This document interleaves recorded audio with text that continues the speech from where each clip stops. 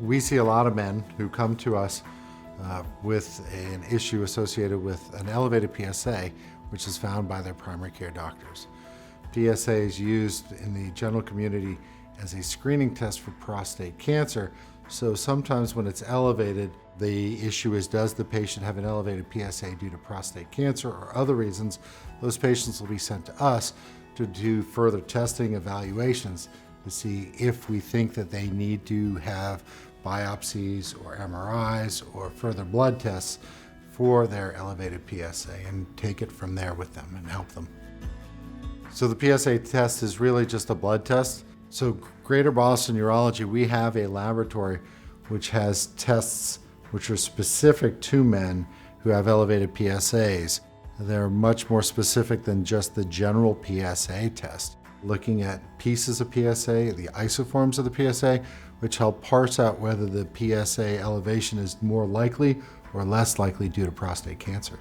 Men can have elevated PSAs for many reasons. It can't be falsely low, but it can be falsely elevated due to issues like inflammation and large prostates. Whether that elevated PSA is due to prostate cancer, and that patient needs to be further evaluated for that. In a man who has a persistently elevated PSA, we would do further testing with either blood tests, MRIs. There are actually urine tests as well, which can be helpful to see if the man has a higher risk of having prostate cancer. Should those tests indicate that there might be prostate cancer, then we would have a discussion with the patient about the pluses and minuses of going forward with a biopsy. For screening for prostate cancer, the guidelines can start at age 45 in a low-risk individual, and they can have their PSA checked up until actually age 75 now. In a higher risk individual, sometimes screening will start at age 40 as opposed to 45.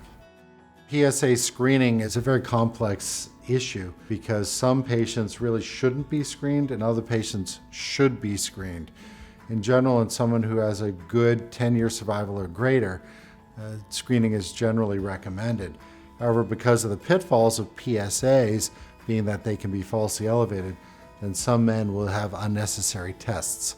But with the tests which we have here at Greater Boston Urology and available to us, then we can help figure out, should that individual have an MRI, a biopsy, or continued observation with a subsequent PSA done at a certain interval.